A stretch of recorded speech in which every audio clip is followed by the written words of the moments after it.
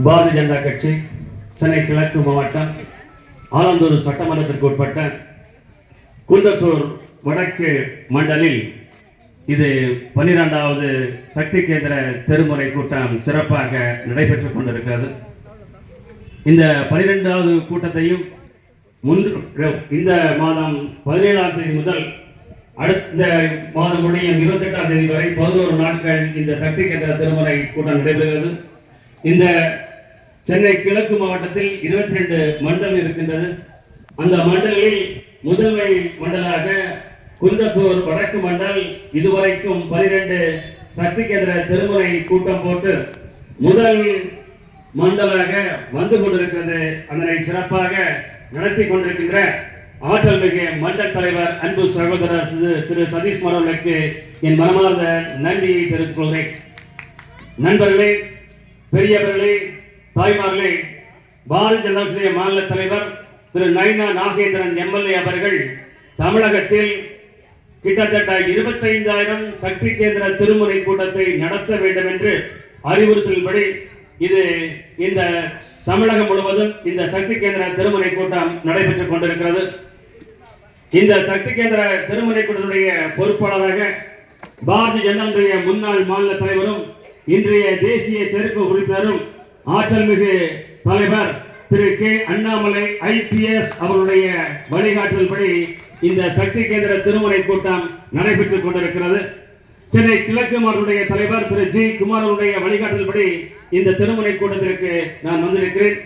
இந்த திருமுறை கூட்டத்தினுடைய சக்தி கேந்திர பொறுப்பாளராக இங்கு வீற்றிருக்கின்ற திரு இசக்கித்துறை, இந்த மாவட்டத்தினுடைய செயலாளர், கிட்டத்தட்ட 500 நபர்கள் இந்த திருமுறை கூட்டத்திற்கு வந்திருக்கிறார்கள்.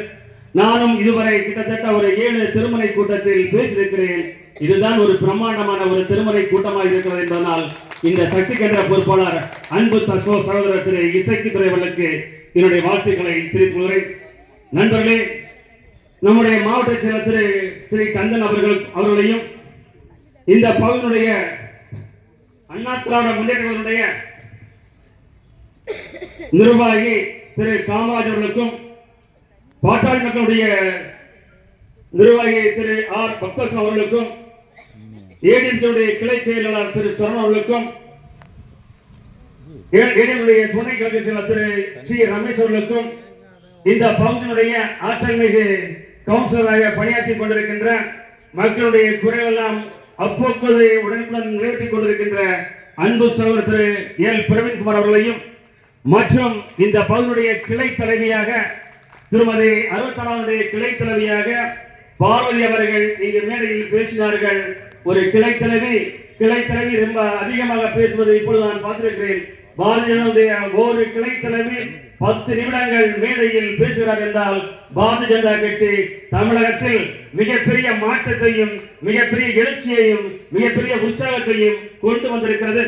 தமிழகத்தில் பாரதிய ஜனதா கட்சி பாரதிய அருகையும் உறுதுணை இல்லாமல் அவருடைய செயல்பாடு இல்லாமல் எந்த ஒரு கட்சியும் தமிழகத்தில் ஆட்சி அமைக்க முடியாது என்ற ஒரு நிலையை இன்றைய பாரதிய மாநில தலைவர் திரு நயனா நாகேந்திரன் அவர்களும் முன்னாள் மாநில தலைவர் திரு அண்ணாமலை அவருடைய உழைப்பால் பாரதிய ஜனதா கட்சி பட்டி தொட்டி எல்லாம் வளர்ந்திருக்கிறது என்றால் அதற்கு என்னுடைய 64வது கிளை தலைவி அன்பு சகோதரி அவர்கள் பேசிய பேச்சுதான்.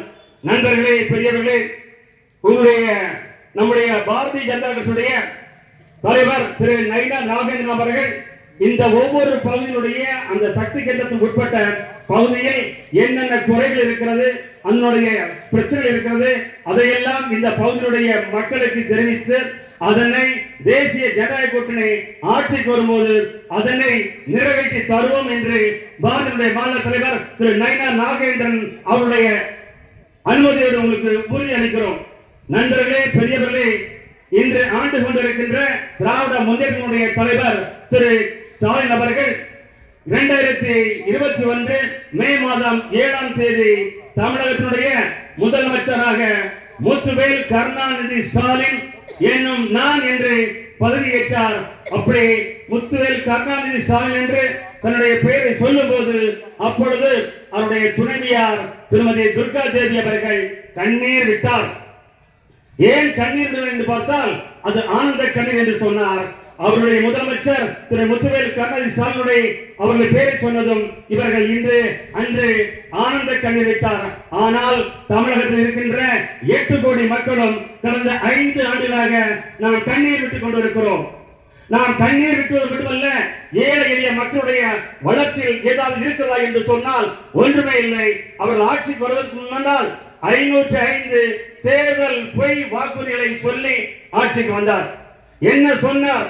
முதல் கையெழுத்தாக நீட் தேர்வை ரத்து செய்வேன் என்று சொன்னார். செய்தாரா? இல்லை. நீட் தேர்வை யார் கொண்டு வந்தது? நீட் தேர்வை கொண்டு வந்தது திராவிட முன்னேற்ற கழகமும் காங்கிரசும் ஆட்சி இருக்கும் போதுதான் அந்த நீட் தேர்வு வந்தது. அந்த நீட் தேர்வை இப்பொழுது அமல்படுத்திக் கொண்டிருக்கிறதுக்கு காரணம் உச்ச நீதிமன்றத்தினுடைய தீர்ப்பு, நீதிமன்றத்தினுடைய ஆணைக்கிணங்குதான் இந்த நீட் தேர்வு இப்பொழுது சிறப்பாக நடைபெற்றுக் கொண்டிருக்கிறது.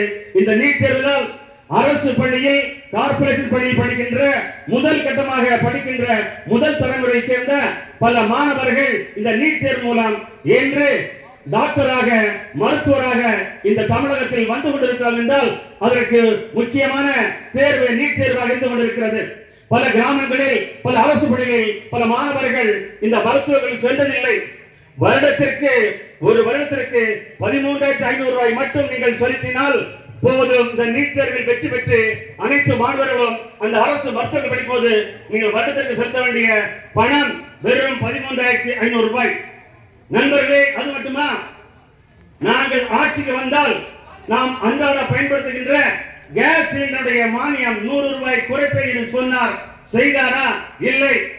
அது மட்டுமல்ல, ஒவ்வொரு வீட்டிலும் 2 வீலர் இருக்கிறது. ஒரு ஸ்கூட்டியோ ஒரு பைக்கோ காரோ இருக்கிறது. அதற்கு 7 ரூபாய் 4 ரூபாய் டீசல் பெட்ரோல் குறைப்போம் என்று சொன்னார். செய்தாரா என்றால் இல்லை. விவசாயிகளுடைய கடனை ரத்து செய்வேன் என்று சொன்னார்கள். செய்தார்களா என்றால் இல்லை. கல்வி கடனை நம்முடைய மாணவர்கள் கல்வி கடனை பிளஸ் 2 படித்த அந்த பெற்ற கடனை தள்ளுபடி செய்வேன் என்று சொன்னார்கள். செய்தார்களா என்றால் இல்லை. மாதந்தோறும் மின் கட்டணம் எடுப்போம் என்று சொன்னார்கள். செய்தார்களா என்றால் இல்லை. பழைய ஊதியத்தை அரசு ஊழியர் தருவோம் என்று சொன்னார்கள். செய்தார்களா என்றால் இல்லை. இப்படி கவர்ச்சிகரமான திட்டங்களை கொடுத்து கவர்ச்சிகரமான மக்களை ஏமாற்றி இன்று 5 ஆண்டுகளாக தமிழகத்தினுடைய முதலமைச்சராக திரு ஸ்டாலின் இருந்து கொண்டிருக்கிறார். நண்பர்களே, கடந்த 20ஆம் தேதி தான் சட்டமன்றத்தினுடைய கடைசி கூட்டம் நடைபெற்றது. கடந்த 5 ஆண்டுகளாக திரு ஸ்டாலின் அவர்கள் இந்த ஆட்சி படத்தில் இருந்த காரணத்தால் சட்டமன்றத்தினுடைய கடைசி கூட்டமாக கடந்த வெள்ளிக்கிழமை 20ஆம் தேதி நடைபெற்றது. அன்றுதான் அவருடைய அந்த ஆட்சியினுடைய கடைசி கூட்டம். இனி அவர் ஆட்சி பீடத்திற்கு வர முடியாது. அவர் சட்டமன்றத்தை விடைபெற்று விட்டார். அடுத்து வருகின்ற சட்டமன்ற மே மாத தேர்தலில் நீங்கள் திரு முத்துவேல் கருணாநிதி ஸ்டாலின் அவர்களுக்கு விடை கொடுக்கின்ற நாளாக இருக்க வேண்டும். அவருடைய நாட்கள் எண்ணப்பட்டு விட்டன. கடந்த வாரம் 17ஆம் தேதி அமாவாசை சென்றிருக்கிறது. இன்னும் ஒரே ஒரு அமாவாசை மட்டும்தான் திராவிட முன்னேற்ற கழகம் பார்க்கும். அடுத்த அமாவாசைக்கு முன்பு இந்த திராவிட முன்னேற்ற ஆட்சி தூக்கி எறியப்படும், தூக்கி வீசப்படும். அதற்கு நீங்கள் முக்கிய காரணமாக மூல காரணமாக இருக்க வேண்டும்.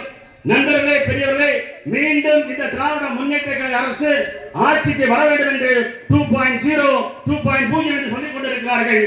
இந்த ஆட்சிக்கு வர வேண்டும் என்றால் அவர்களுக்கு மீண்டும் ஒரு தேர்தல் அறிக்கை தேவைப்படுகிறது.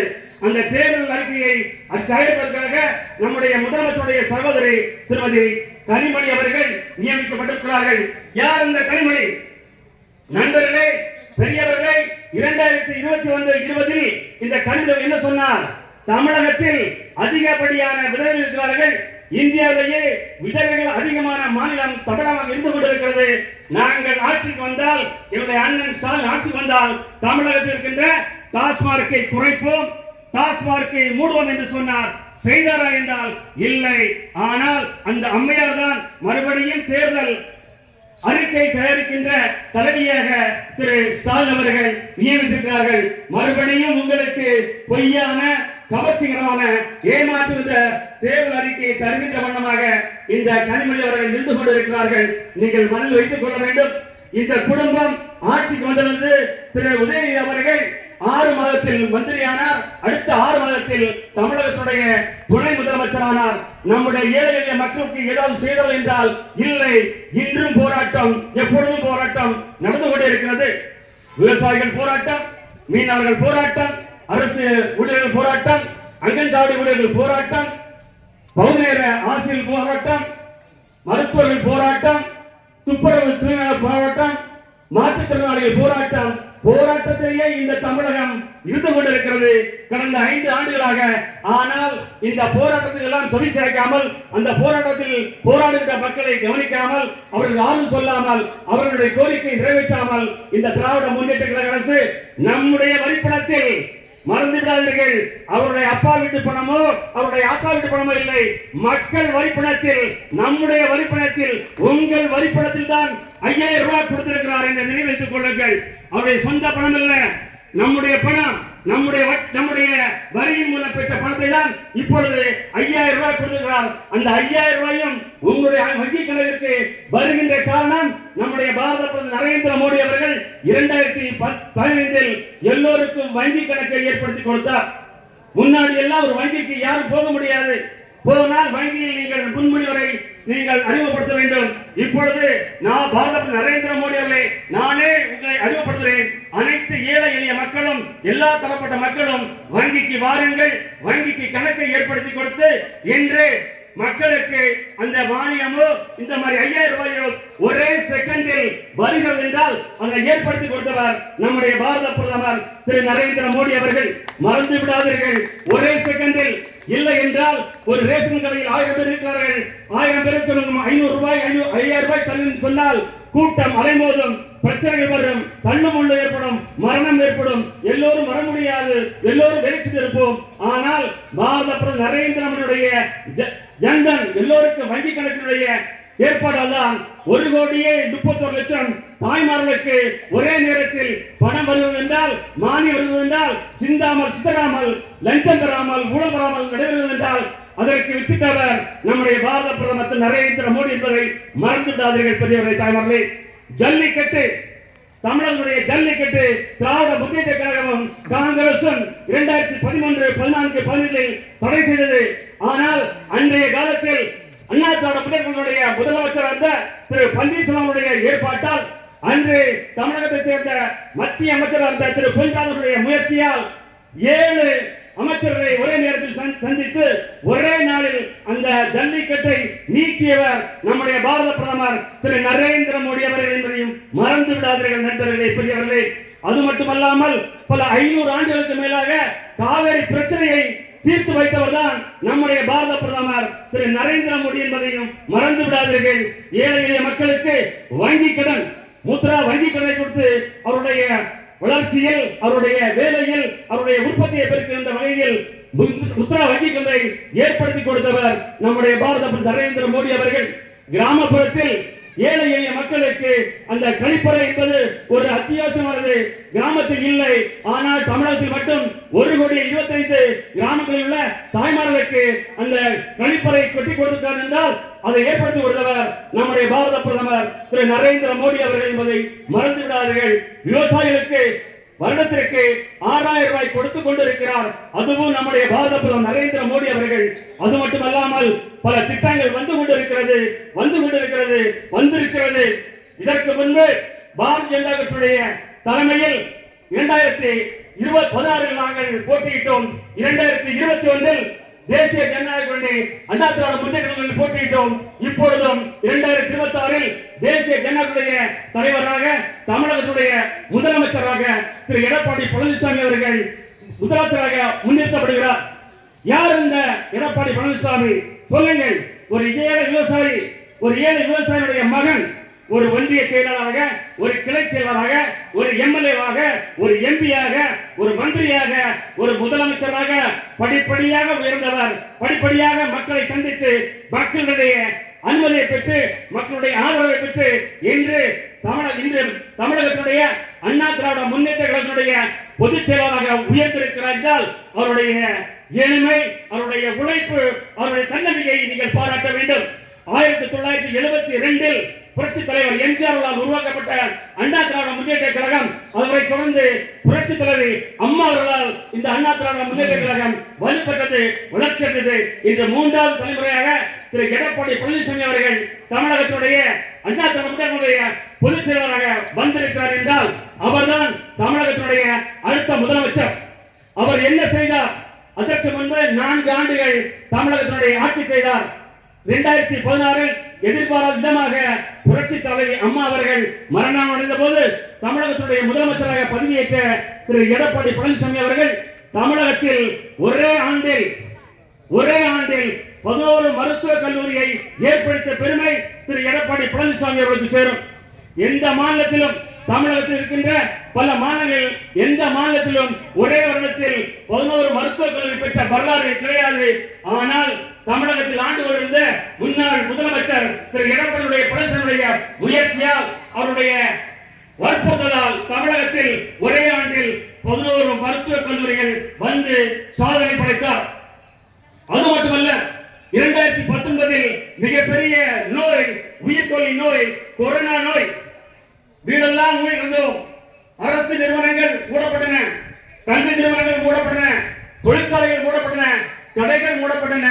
நாம் எல்லாம் முடங்கி என்ன செய்வதென்று மாஸ்க் போட்டுக்கொண்டு வீட்டில் முடங்கி கிடந்த போது நம்மளை காப்பாற்றியவர் அன்றைய முதலமைச்சர், இன்றைய அண்ணா திராவிட முன்னேற்ற பொதுச் செயலாளர், எதிர்க்கட்சி தலைவர், நாளைய முதலமைச்சர் திரு எடப்பாடி பழனிசாமி அவர்கள் தான். அந்த கொரோனா காலத்தில் நம்மளுக்கு பாரத நரேந்திர மோடியுடைய அந்த தடுப்பூசியை பெற்று எல்லோருக்கும் கொடுத்தவனதான் நாம் இப்பொழுது உயிரோடு இருக்கிறோம் என்றால் அதற்கு முக்கிய காரணம், மூல காரணம் நம்முடைய பாரத பிரதமர் நரேந்திர மோடி அவர்களும் தமிழகத்துடைய முன்னாள் முதலமைச்சர் ஐயா திரு எடப்பாடி பழனிசாமி அவர்கள் காரணம்.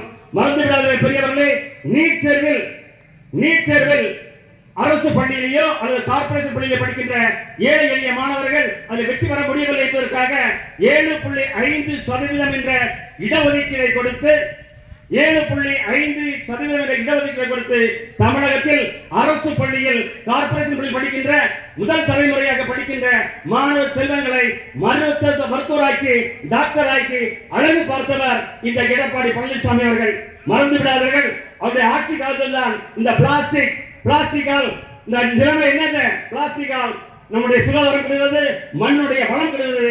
அந்த பிளாஸ்டிக்கை தடை செய்தவர் நம்முடைய முன்னாள் முதலமைச்சர் திரு எடப்பாடி பழனிசாமி அவர்கள். மறந்து விடாதீர்கள். அது மட்டுமா, இப்பொழுது ஒவ்வொரு பகுதியிலையும் அந்த தூய்மை பணியாளர்கள் வீட்டில் வந்து குப்பையை பெற்று செல்கிறார்களே.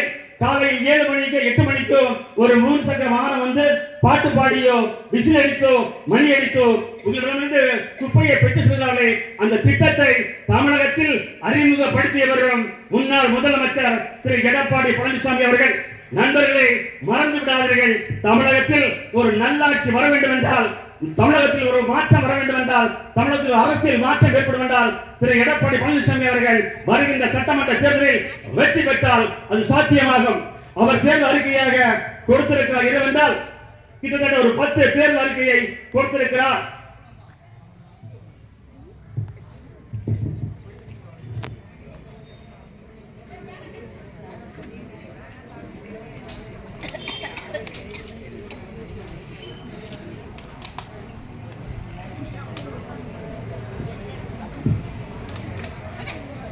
ஒரு 10 தேர்தல் என்னவென்றால், அனைத்து குடும்ப தலைவர்களுக்கும் மாதம் 2000 ரூபாய் தருவேன் என்று திரு எடப்பாடி பழனிசாமி அவர்கள் சொன்னதை பார்த்துதான் இன்றைய ஆண்டு கொண்டிருக்கின்ற திரு ஸ்டாலின் அவர்களுக்கு திடீரென்று ஞான உதயம் வந்து 5000 ரூபாய் கொடுத்திருக்கிறார்.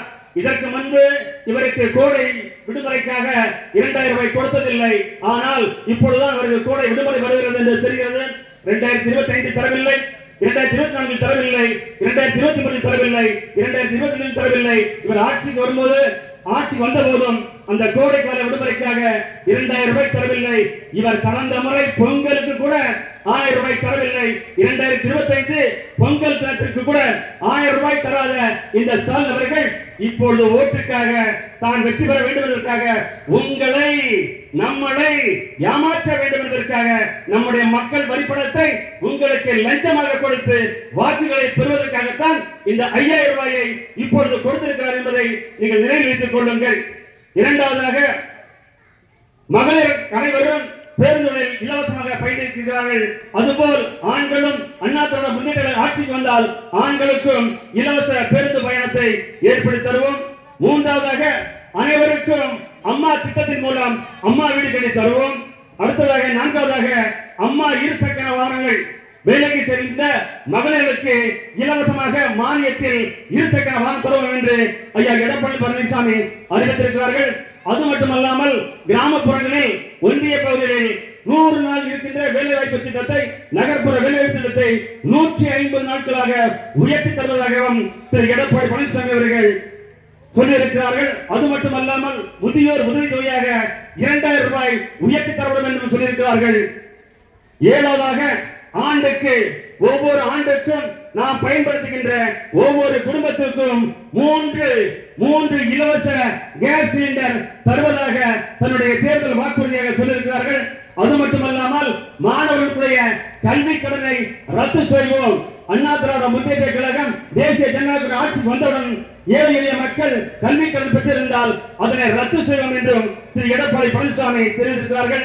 அது மட்டுமல்லாமல் சிறுபான்மை மகளிர்களுக்கு வேலை செய்ய வேலை ஏற்படுத்திக் கொடுக்க கைவினை பொருட்களோ அல்லது சின்ன சின்ன கைத்தொழில் பண்ணுவவர்களுக்கோ அவர்களுக்கு வட்டி இல்லாத கடனையும் தருவோம் என்று சொல்லியிருக்கிறார் நம்முடைய எடப்பாடி பழனிசாமி அவர்கள். அது மட்டுமல்லாமல் ஜல்லிக்கட்டு நம்முடைய பாரம்பரிய மிக்க விளையாட்டான ஜல்லிக்கட்டு ஒவ்வொரு நடைபெற்றுக் கொண்டிருக்கிறது. அந்த ஜல்லிக்கட்டு விளையாட்டில் அந்த ஜல்லிக்கட்டுடைய கால வீரர்கள் எதிர்பாராதமாக மரணம் அடைந்தால் அவர்களுக்கு 10 லட்சம் ரூபாய் உதவித்தொகையும், அந்த காலைப்படி வீரர்கள் ஏதாவது காயம் ஏற்பட்டால் அவருடைய குடும்பத்திற்கு 2 லட்சம் ரூபாய் உதவி தருவதாக இதையெல்லாம் சொல்லியிருக்கிறார். இந்த 10 தேர்தல் வாக்குறுதிகளை ஒரு 10-15 நாட்கள் முன்னால் அறிவித்திருக்கிறார். நண்பர்களே, பெரியவர்களே, திரு எடப்பாடி பழனிசாமி என்னென்ன வாக்குறுதிகளை சொல்கிறாரோ அத்தனை வாக்குறுதிகளையும் நிறைவேற்றுகின்ற தில்லும் திராணியும் திமிரும் படைத்தவர். ஏனென்றால் மத்தியில் ஆண்டு கொண்டிருக்கிறது நம்முடைய பாரத பிரதமர், ஒப்பற்ற தலைவர், உலக தலைவர் திரு நரேந்திர மோடி அவர்கள். நரேந்திர மோடி அவர்கள் மத்தியில் பாரத பிரதமராகவும் தமிழகத்தினுடைய முதலமைச்சராக திரு எடப்பாடி பழனிசாமி வருகின்ற பட்சத்தில் தமிழகத்தில் மிகப்பெரிய மாற்றத்தை, மிகப்பெரிய வளர்ச்சியை, மிகப்பெரிய முன்னேற்றத்தை ஏற்படுத்தி தர முடியும் என்பதை மறந்து விடாதீர்கள். திரு முத்துவேல் கருணாநிதி ஸ்டாலின் சொல்கிறார், இப்பொழுது நாங்கள் out of control, out of Delhi, நாங்கள் பாரத பிரதமரை நாங்கள் மதிக்க மாட்டோம், அவர் சொல்வதை கேட்க மாட்டோம் என்று சொல்லுகிறாரே. நீங்கள் மத்தியிலே மதிக்கவில்லை, மத்தியில் நீங்கள் அவுட் ஆஃப் கண்ட்ரோல் இருந்தால் தமிழகத்தில் நீங்கள் என்ன செய்தீர்கள், என்ன திட்டம் கொண்டு வந்தீர்கள், என்ன திட்டத்தை நீங்கள் அமல்படுத்தீர்கள், என்ன புதிய கொள்கையால் தமிழகத்தில் தேனாரும் பாலாரும் ஓடுகிறதா சொல்லுங்கள். நீங்கள் மத்திய அரசை திரு பிரதமரை மோடி அவர்களை எதிர்ப்பதால் நீங்கள் கண்ட சாதனை என்ன? தமிழகம் கட்ட மக்களுடைய பொற்காலம் இது இல்லை. தமிழகம் வீழ்ந்து கொண்டிருக்கிறது, தமிழகம் தாழ்ந்து கொண்டிருக்கிறது, தமிழகம் தலை குறித்து கொண்டிருக்கிறது. தினம் தினம் ஏதோ ஒரு பெயரை சொல்லி ஒரு திட்டத்தை சொல்லி அமல்படுத்தி இன்று ஒன்று, நாளை ஒன்று, நாளை மறுநாள் என்று அவர்களிடமே கேட்டாலே அந்த திட்டத்துடைய பெயர் தெரியாது. உங்களோட ஸ்டாலின், உங்கள் இல்லத்தின் ஸ்டாலின், எல்லா திட்டத்திலையும் ஸ்டாலின் ஸ்டாலின் என்று மக்களுடைய வரி பணத்தில் மக்களுடைய சொந்த பணத்தையே இது விளம்பரமாக அரசா செய்து ஒவ்வொரு பத்திரிகையிலும் ஒவ்வொரு தொலைக்காட்சியிலையும் அளவுக்கு அதிகமாக நம்முடைய வரி பணத்தை விளம்பரமாக செலவு செய்து கொண்ட அரசாக இந்த திராவிட முன்னேற்ற கழக அரசு இருந்து கொண்டிருக்கிறது. நண்பர்களே, பெரியவர்களே, டாஸ்மார்க்கு தமிழன் வீழ்ச்சி கிடக்கிறான். டாஸ்மார்க்கு முன்னால் தமிழன் அம்மனமாக படுத்துக் கொடுக்கிறான். யார் காரணம்?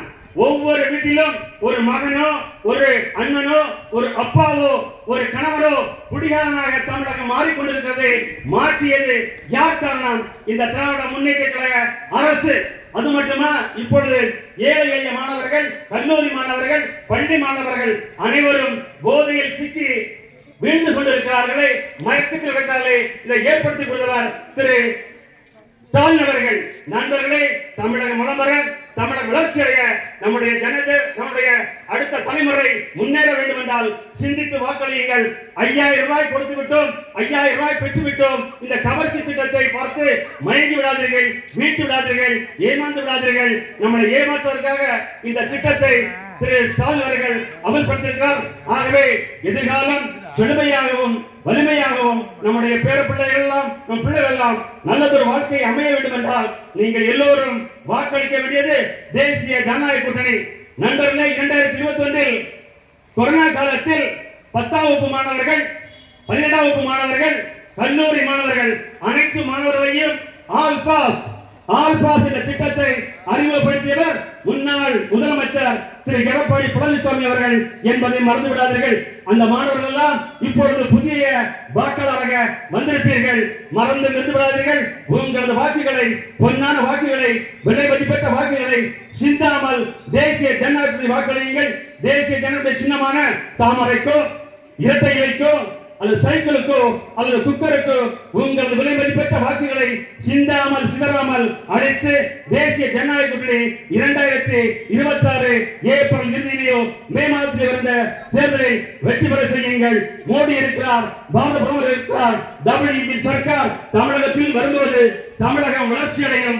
நாம் ஒவ்வொருவரும் வளர்ச்சி அடைவோம். நம்முடைய ஒவ்வொரு குடும்பம் வளர்ச்சி அடையும். நம்முடைய எதிர்காலம் வளர்ச்சியாக இருக்கும். நம்முடைய பேர பிள்ளைகள் எல்லாம் நல்லாக இருக்க வேண்டும் என்றால், ஆண்மகனாக இருக்க வேண்டும் என்றால், ஆண்மையாக இருக்க வேண்டும் என்றால் நீங்கள் வாக்களிக்க வேண்டிய சின்னம் தேசிய ஜனநாயக கூட்டணி என்று வாய்ப்பளித்த அனைவருக்கும் நன்றி பாராட்டி உங்களிடம் விடைபெற்றுக் கொள்கிறேன். நன்றி.